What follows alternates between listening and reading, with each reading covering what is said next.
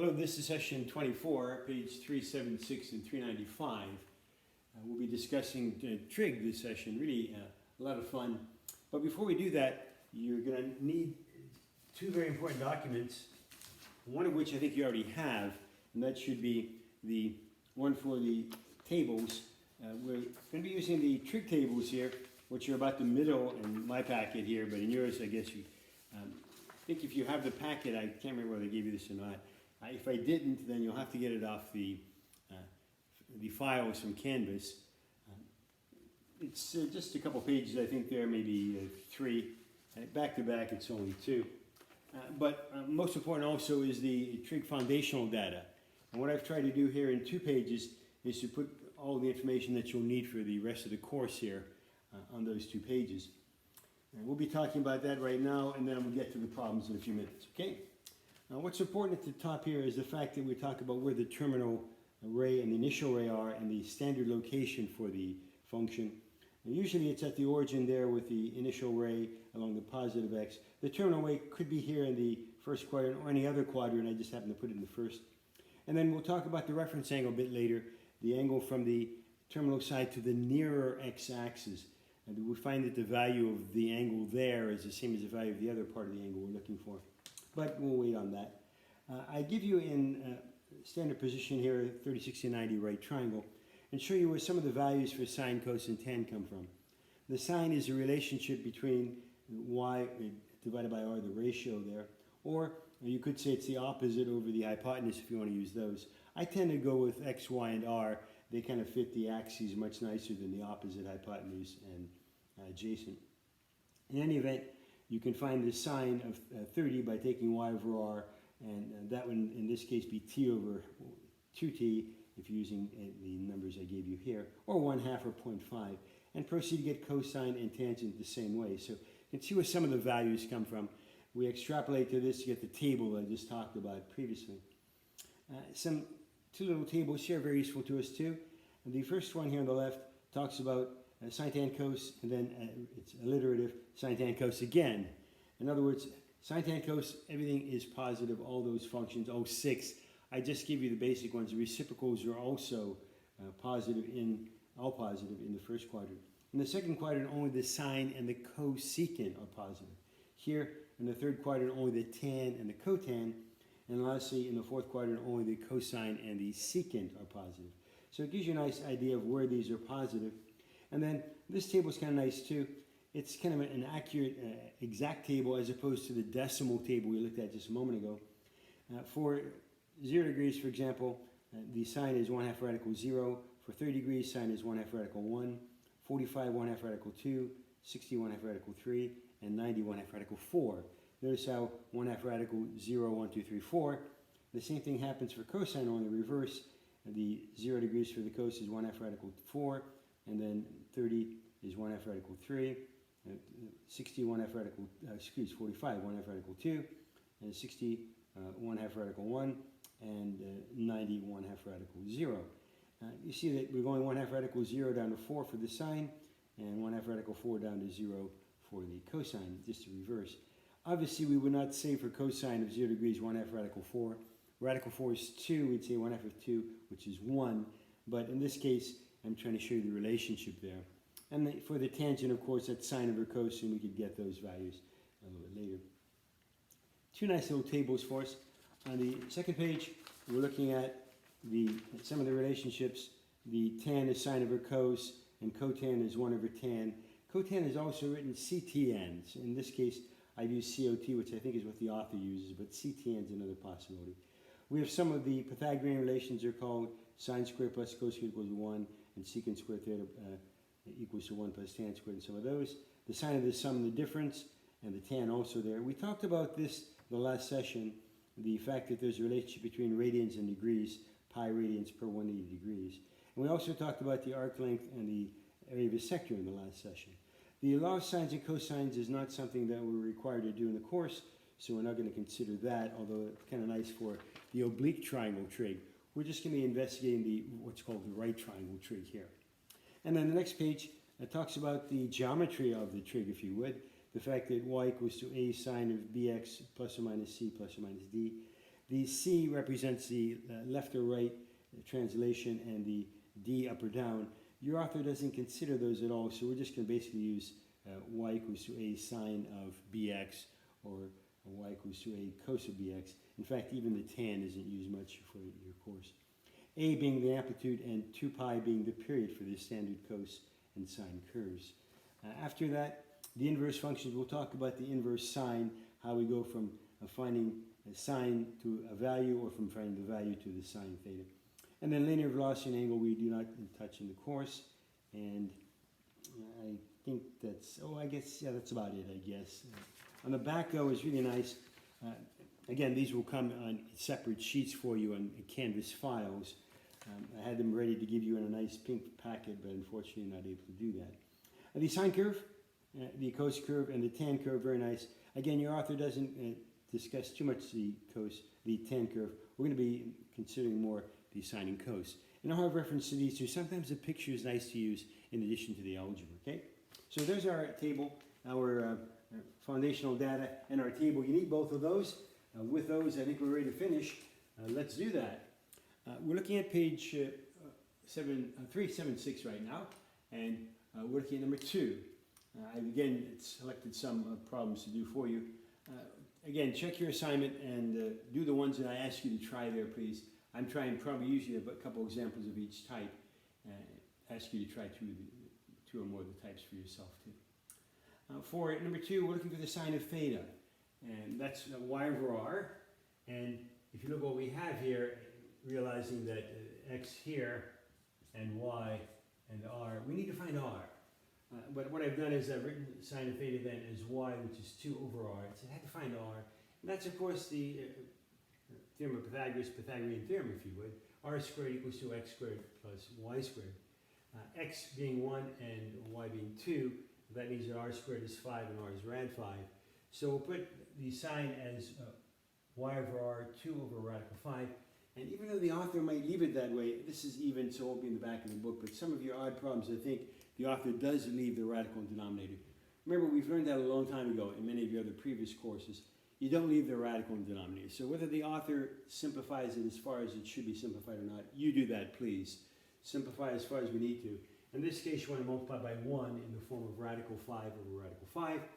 Gives you 2 rad 5 over 5 as your answer there, okay? So that's the answer the author's looking for. I went a bit further and said, let's find, in fact, all 6. And then we'll see that we can find each of those, whichever we want. Then we'll go back and do just the ones the author wants later. This is our answer for sine. Cosine is x over r. X back here 1. R we just find radical 5. Remember, we don't want the radical denominator.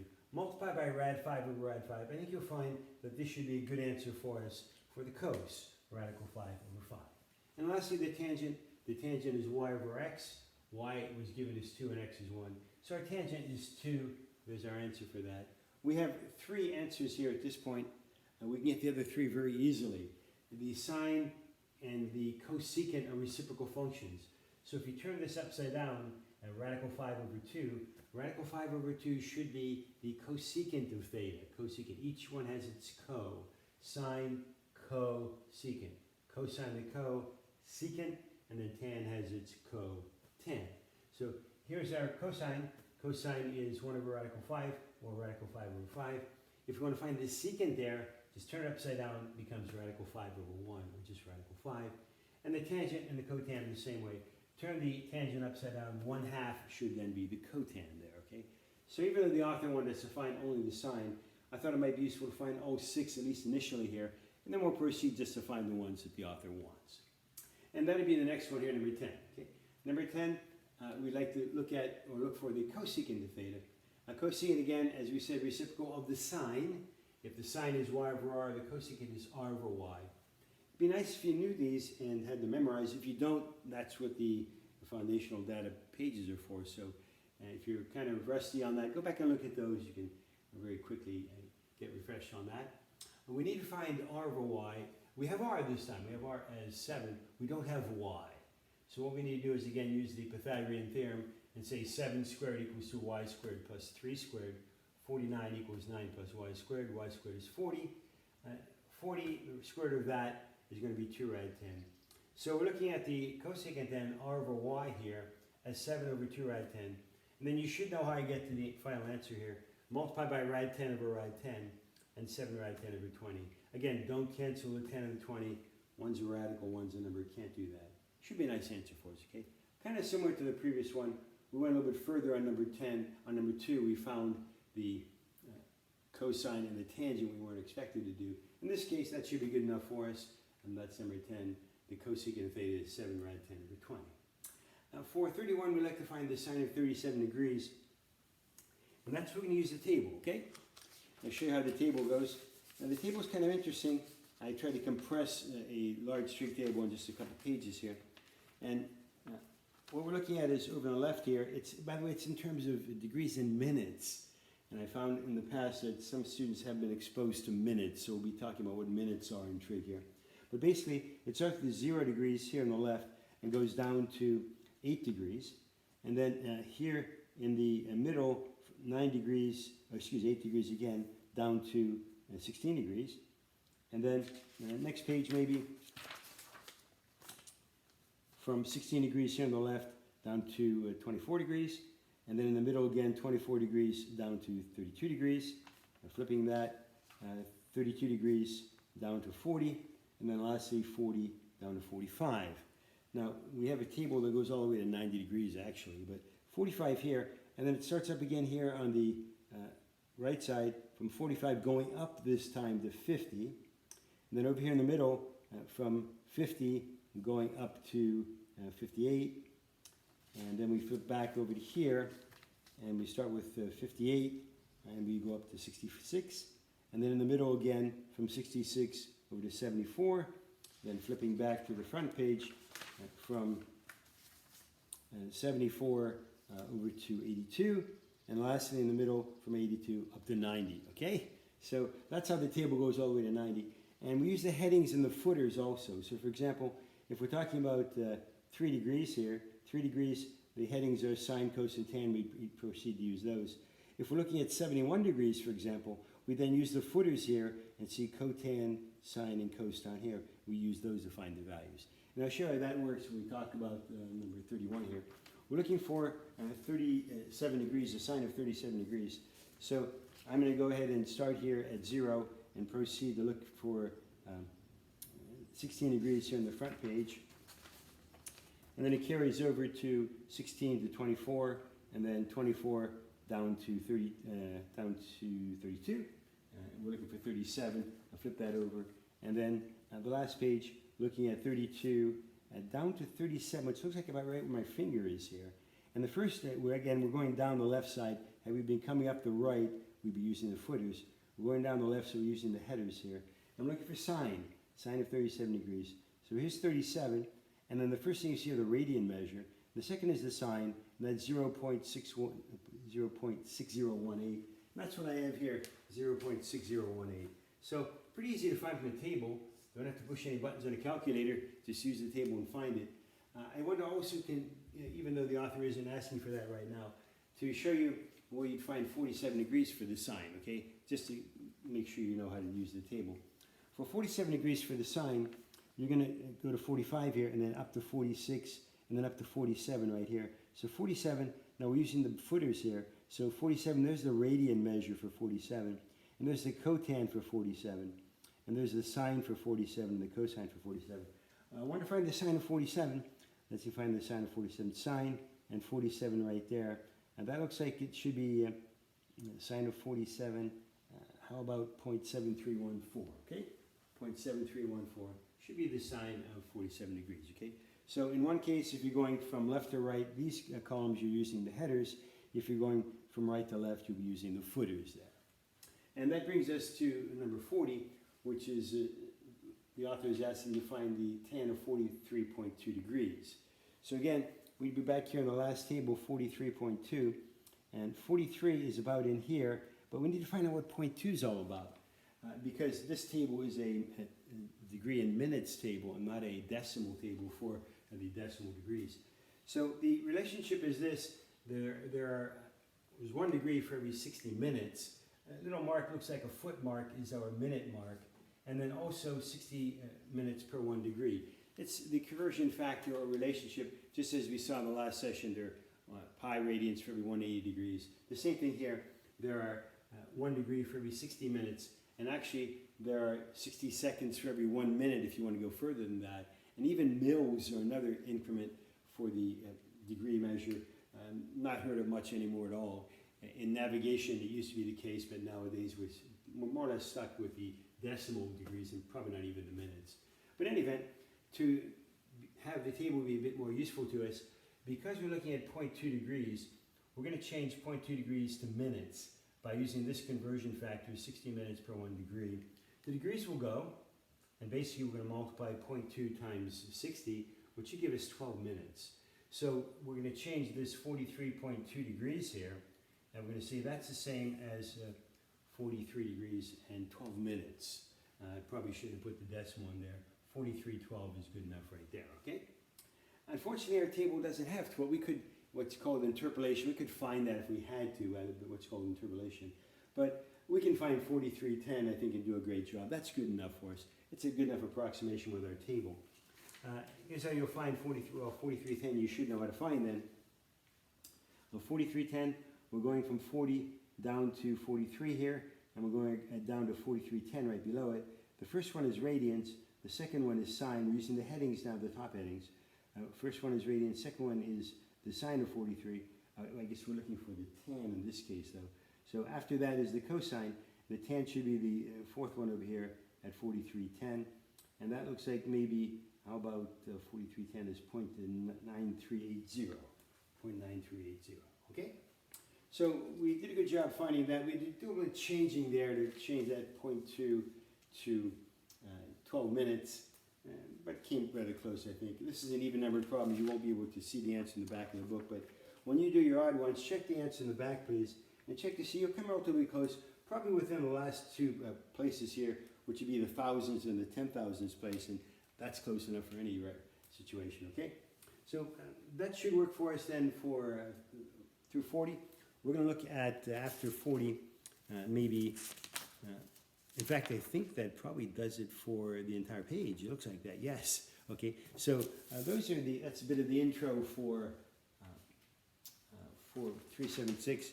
We had 2 and 10 and 31 and 40. Yes. So we'll be going to the next page then to look at page 395 and a continuation of somewhat of the same information, but also a little bit further to use some of the other data that's in our foundational data pages there.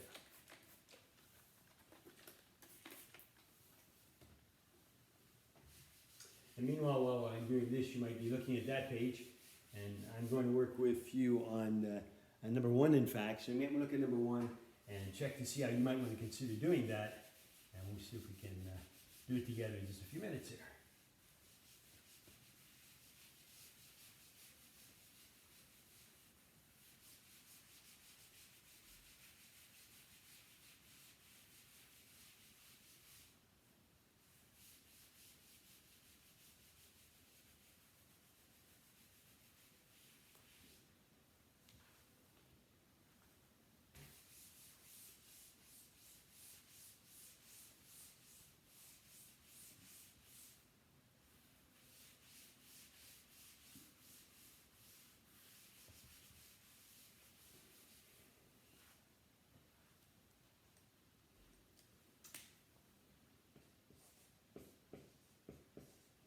Number 1 is 3 and 6, and the author wants us to go ahead and find all 6 functions, asking you to find just 3, okay? I'll indicate what the other functions are also, but 3 is good enough. You have 3, it's reciprocal of those gives you all 6. You really don't need the picture. I'll put the picture here, but you don't need that. And you should know that these are coordinates, and if you had to put that on a graph, you'd see 3 and 6.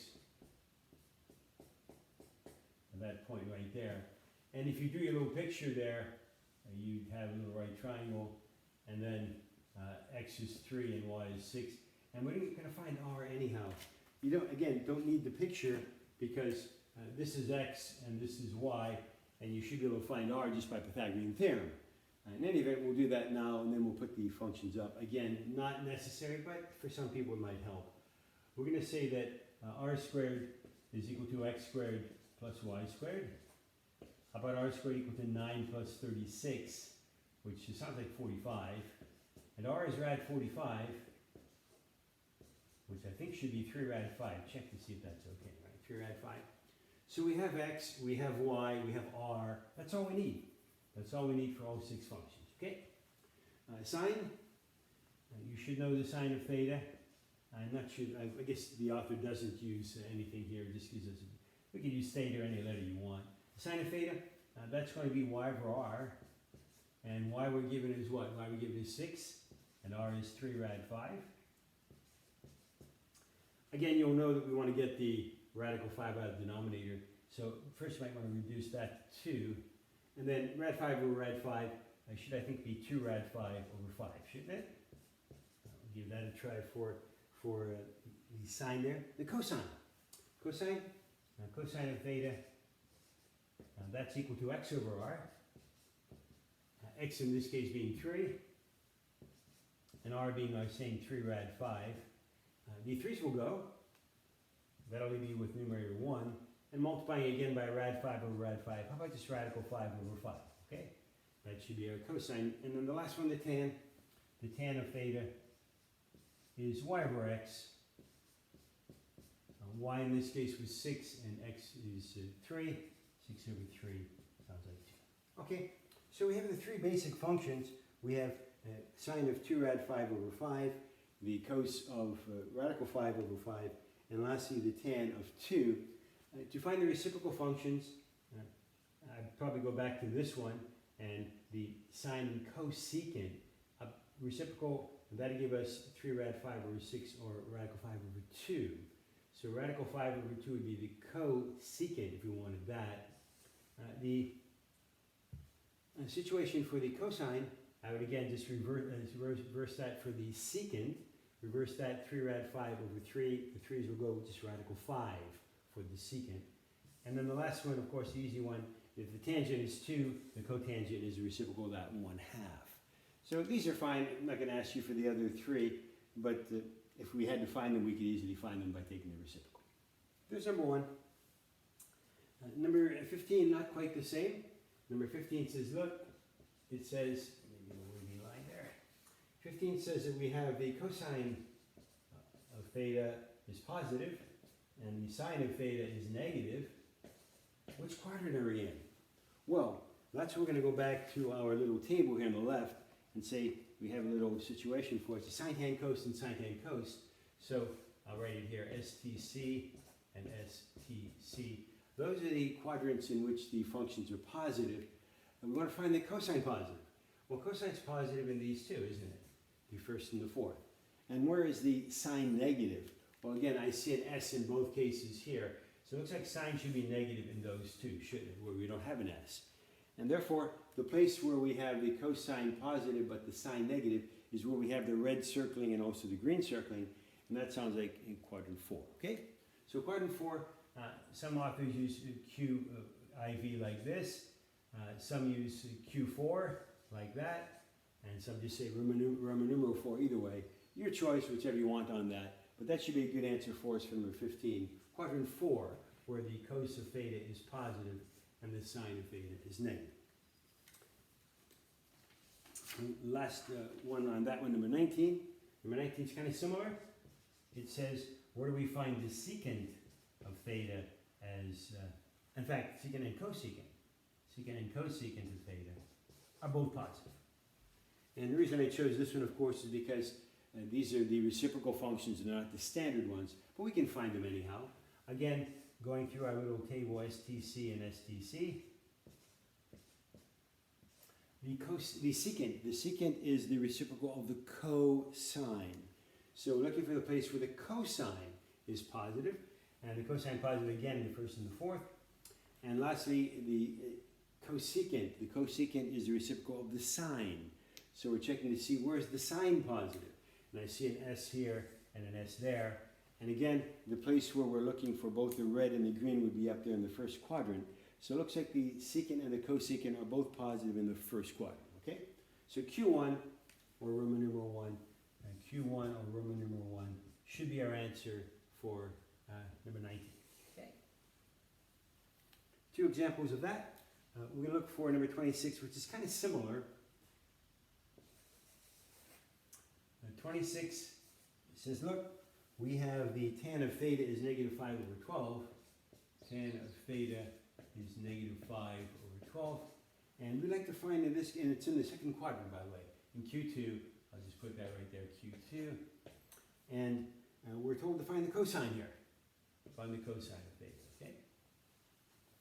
Now it's important that it's in Q2 because if it's tan is negative and we're in Q2, quadrant 2 is here. Quadrant 2, it looks like the cosine should also be negative. But you see that the cosine could be in any of these 4 quadrants, and it could be negative here, and it could also be negative in the 3rd quadrant. So we'll get a negative answer probably. We'll have to consider which quadrant it's in, what degrees we're talking about, and we'll see what that is in a minute. First of all, realize that we're given something here for the tan, and we need to find something for the cos. The cos, just as before here, we need to find x over r, don't we? And I think based upon the tangent there, we do have x, but we don't have r. You should understand that the tangent is y over x, so what we're looking at here is y over x. We're looking at y as 5. I'm not sure whether the negative should go with the 5 or the 12. And then we could determine that back here if you wanted to. We could say, look, since we're in the second quadrant, the x should be negative and y should be positive, should it? So really the negative would go down here with the 12. But don't have to worry about it now if you don't want to. We'll make sure at the end that we have a proper, whether it's a proper SIGN or not. And you'll find me doing that quite a bit through the next few sessions. And when I say sine, it's kind of difficult to understand. Am I saying sine as the function or sine as positive or negative? So usually when I say, I'll say either SIGN or SINE, one or the other, to let you know which I'm talking about, okay, it's spelling here. We do have x, and again, I'm not concerned whether x is positive or negative. We'll try to make sure we have that in just a few minutes here. We need to find r, don't we? And we'll find r the same way we found r in the other cases. We'll go back to the Pythagorean theorem and say that r squared is equal to x squared plus y squared. R squared, x being 12, and again, don't care whether it's positive or negative. When we square it, it's going to be positive anyhow. And 5 squared, I think that's 144 and 25, and that should be 169, I think. 169. How about r is as 13, okay? R is 13. So basically we have this, we have the cos of theta is equal to x, which is 12, or negative 12, we'll find out, and over 13, my mistake, not 3, but 13. Over 13, yeah, I saw that 3 and said, wait a minute, that can't be right. The cosine is always between 0 and 1, and had I put a 3 in there, that'd be 4. No way that's possible. So we're looking at 12/13 there. Let's go back and consider the SIGN now. If we associated the negative first here, then we'd be right, the x would be negative there. But we can always look back here and say, look, if we're talking second quadrant, the cos is negative in the second quadrant anyhow. So we'd adjust that SIGN right here to be negative, okay? So whether you approach it here initially or whether you get it finally, either way, and make sure you get the SIGN proper, okay? In this case, a negative 12/13 should be our answer, okay? That's number 26 for us. I'll give you one more, I guess, no, that's the only example for that one, okay? The next example is somewhat similar, but it's larger angles, and I don't think I can fit that in, so we'll probably have to erase this. And I'm looking next at number 38, it looks like. So ask you to maybe look for number 38 and prepare for that as I get this off the board. It's unfortunate, the board is kind of small here and don't have much space, so it can't be too many problems up at once. But I think there are only a couple left in this section anyhow. It's kind of a short section, both of these, both the 376 and also 395. And again, they're hopefully something that you've seen before. I think at the initial part of the class I asked if anybody had TRIG, and everybody said yes, so I'm assuming that all of you are familiar with this. It's just a matter of going back and reviewing it, and that's of course what the entire course is about anyhow, a review situation.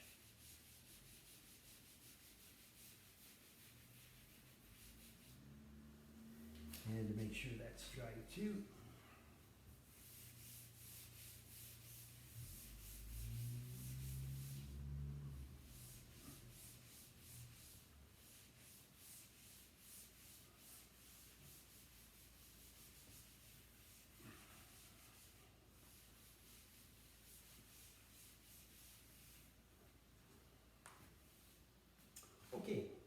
We're looking at 38.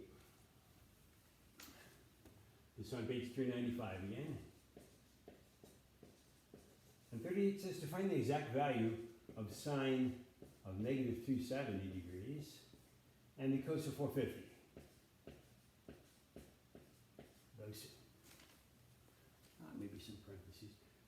Parentheses probably not necessary, but I'm not sure whether the author puts them in or not, but if they're there, we'll have them. Negative 270, we have to consider the rotation now. Negative 270. We're going here with our little picture. The positive rotation is counterclockwise, the negative rotation is clockwise. So negative 270 looks like it's going to be right here, isn't it? Let me write it there. And that looks like another name for the sine of 90 degrees, doesn't it? So the reference angle, if you would, for this is sine of 90, okay? Sine of 90 degrees there. The same as the sine of 90. We can use a few different tables to find that. I'm going to use probably the table in the front of that packet I gave you. Sine of 90 degrees. And then the cos of 450. Remember, 450 is going the other way, isn't it? So cos of 450, this is the 360 here. And maybe you subtract 360 from the 450. I'm probably left with 90 degrees, I think, on that. That sound okay? So how about we've made one rotation already. How about making 90 more? And we're back at the same thing. So we're really talking about this. We're talking about the sine of 90 and the cos of 90, right? And then what I do is, there are a few ways of doing this. Now, the sine of 90 and the cos of 90. You might want to go back here and look for the sine of 90 and the cos of 90 in this table. I would probably not use the trig tables here. There's no reason to go to those. This would make kind of nice if you wanted to. The sine of 90 is right here as 1/2 radical 4. 1/2 radical 4 is 1/2 times 2, which is 1. And the cos of 90, the cos of 90 is right here at the bottom. It's 1/2 radical 0. 1/2 radical 0 is just 0. Again, the reason I didn't simplify those is because I wanted to show you the relationship, the 1/2 radical 0, 1, 2, 3, 4 in the reverse. So you want to simplify those and not leave in that form. It looks like 1 plus 0 should be a good answer, or 1 for us for this. That's the exact answer of these two. Let me show you another way of doing this, by way of the picture. The sine curve is at the top. I kind of broadened it to make it nice and large for us. We're looking for the sine of 90. So I have it in terms of radians here. And pi over 2, of course, is 90 degrees. So if you look at the sine of 90, it's up here at 1. And that's, of course, what we just finished saying by way of the table. And then the cos of 90, here's our cos table. And it drops down here, and at pi over 2 and 90, it's 0, isn't it? So that's 0 the same way, the same number we had in the other. So there are a few ways of doing it. Either table is nice. The picture is sometimes nice, too. Some people see a picture, and they appreciate that more than just the algebra.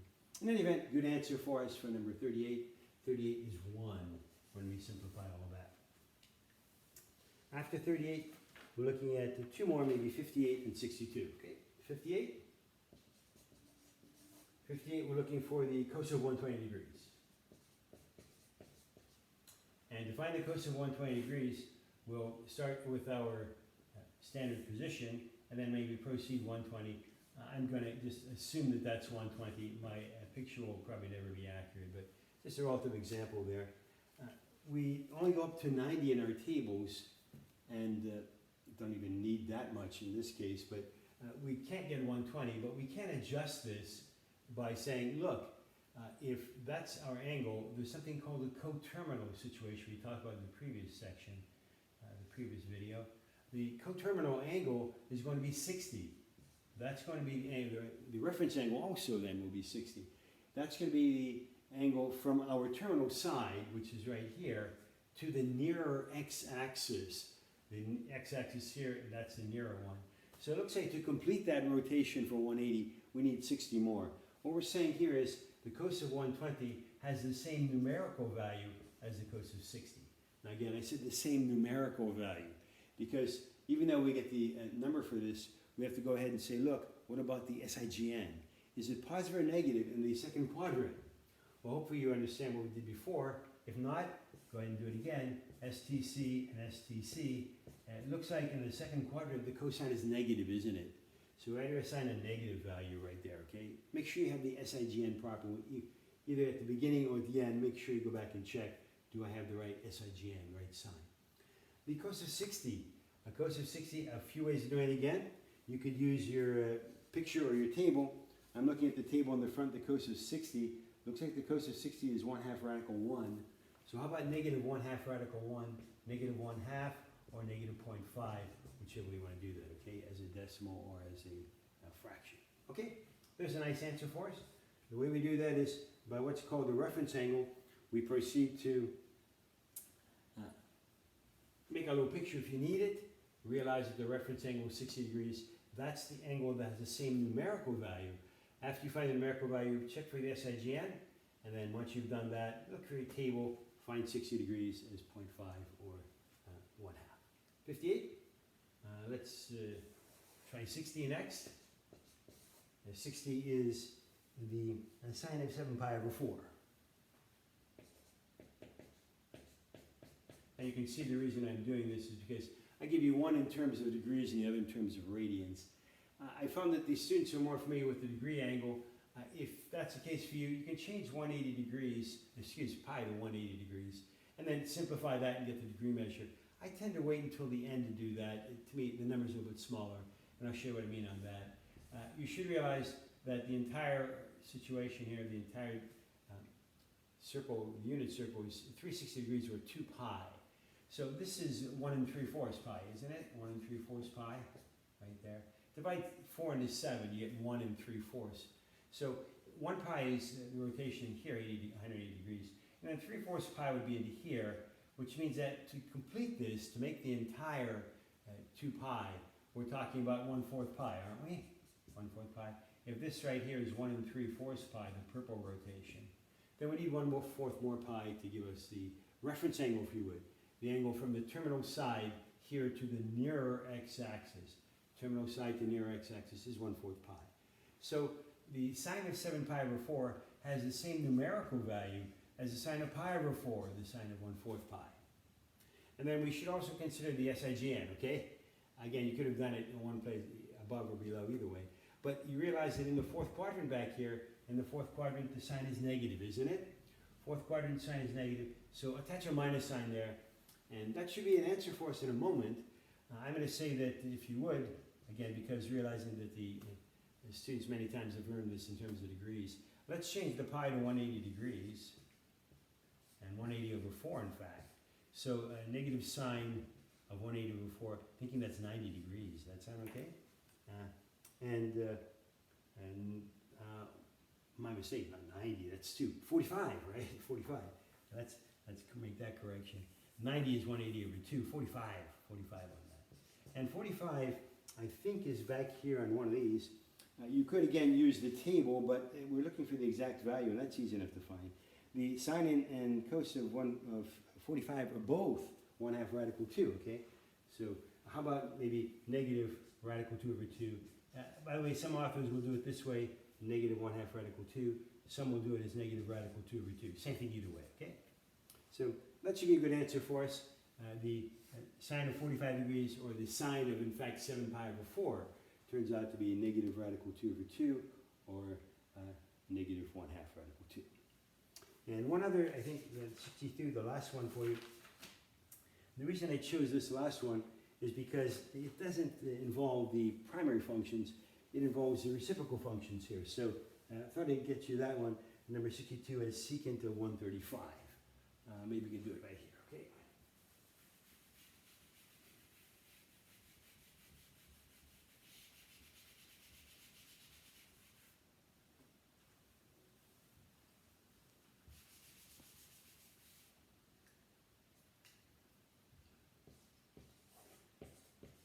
The secant of 135 degrees. I'd like to find the numerical value for that. Well, again, first thing we'll do is to probably make a little picture for yourself. Some students will need the picture. If you don't, that's great. If you do, the picture will sometimes help you to locate what we're talking about. And it gives you a visual there. Some people need the visual. So if that's the case, it doesn't hurt. And I'll usually be referring to pictures anyhow here. Sketches, nothing accurate, just a nice simple sketch to get us an idea of what's going on, okay? 135 degrees. 135 degrees, how about something like that, okay? And that's probably similar to my 120 degrees back there. And again, I'm not concerned with that. I'm concerned with the fact that if this is 135 degrees right here, then we're talking about the reference angle from the terminal side to the nearer x-axis. And that sounds like that's probably going to be about 45, isn't it? 45 degrees. So basically, the secant of 135 is the same numerical value as the secant of 45 degrees. Same thing. That's our reference angle, the angle we refer to get our answer. If that's the case, we need to find secant of 45. Don't have any tables for that, don't have any pictures for that, but I do know something about the secant and its reciprocal. You should understand that the secant of 45 degrees is the same as 1 over the cosine of 45 degrees, isn't it? Aren't they reciprocal functions, just one upside down the other? So if I look at secant of 45, that's the same as 1 over the cos of 45. And you know what the cos of 45 is? We just finished talking about it back here, didn't we? The cos of 45 is a radical 2 over 2. And if you just invert that and multiply, it turns out to be 2 over radical 2. And I like this approach, but a lot of students don't. I would change your radical, or 2, to this. I'd say 2 is the same as rad 2, rad 2. So I'd look at it this way, as 2 is rad 2 over rad 2, and that's all over rad 2, which would just leave us with rad 2. That to me is a nice, fast way of doing it. If you don't like that, no problem. You know you want to get the radical out of the denominator. How about multiplying by rad 2 over rad 2? That'll give you 2 rad 2 over 2. And again, once you get rid of the 2's there, we're left with the same radical 2, aren't we? So radical 2 here or there, either way, radical 2 is a good answer. Let's go back now and check the SIGN, okay? I want to make sure we're proper on that. We're looking at the second quadrant again, right? And I think I've erased it at this point. I'll put it back up. That we're talking about sine tan cos, sine tan cos. And in the second quadrant, the cosine should be negative. The sine and the cosecant are positive. So a negative radical 2 should be a nice answer for us for 62. Okay? So I think we've done a good job with these 2 pages. They're kind of quick. They're a nice brief intro to the trig. We'll be looking at some more of the trig in the next section too, the next couple sections. And there aren't too many in this. We're just going to play with a few of those. A couple more sessions, we finish with the trig also. Okay, that'll work. Finish session 24 for us, page 376 and 395. Again, encourage you to try the assignments there, the homework, and during the conferences too. If you have any questions, that's what those are all about. Happy to hear from you then. Take care. We'll see you for session 25.